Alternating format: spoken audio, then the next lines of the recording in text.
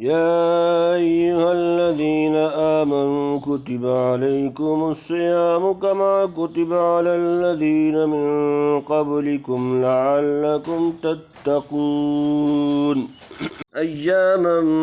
معدودات فمن كان منكم مريضا أو على سفر فعدة من أيام أخر وعلى الذين يطيقونه فدية طعام مسكين فمن تطوع خيرا فهو خير له وأن تصوموا خير لكم إن كنتم تعلمون شهر رمضان الذي أنزل فيه القرآن هدى للناس وبينات من الهدى والفرقان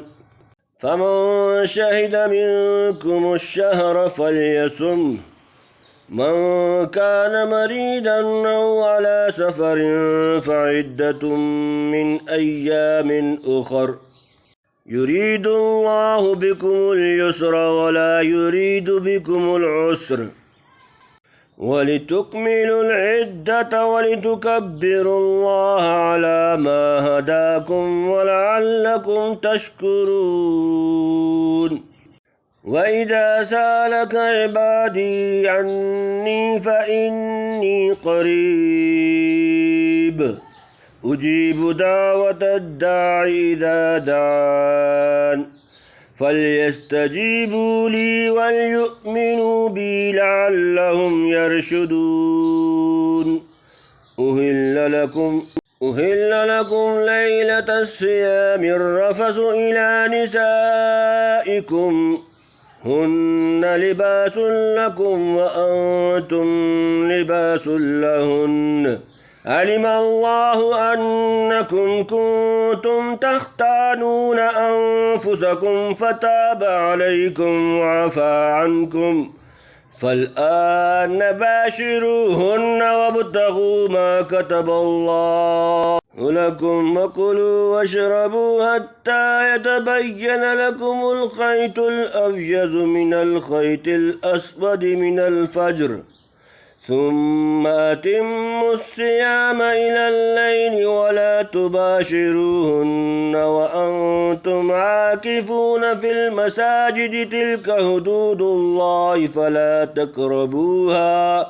كذلك يبين الله آياته للناس لعلهم يتقون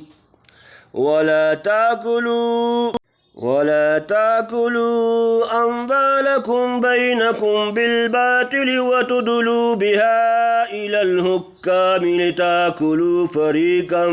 من أموال الناس بالإثم وأنتم تعلمون صدق الله العظيم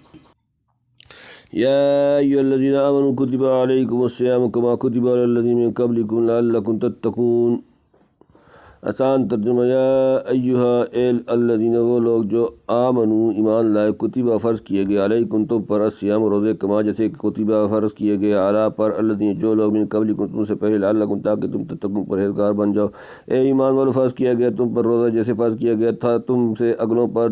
ताकि तुम परहेज़गार हो जाओ। ये हुक्म रोज़ा के मुतालिक है जो अरकान इस्लाम में दाखिल और नफ्स के बंदों हुआ हवा परस्तों को नहायत ही शाक होता है, इसलिए ताकीद और इत्माम के अल्फाज से बयान किया गया और ये हुक्म हज़रत आदम अलैहिस्सलाम की ज़माना से अब तक बराबर जारी रहा है। गोया कि गो तय्यन अय्याम में इख्तलाफ हो और रसूल मज़कूरा साबका में जो सब्र का हुक्म था रोज़ा इसका एक बड़ा रुकन है। हदीस में रोज़ा को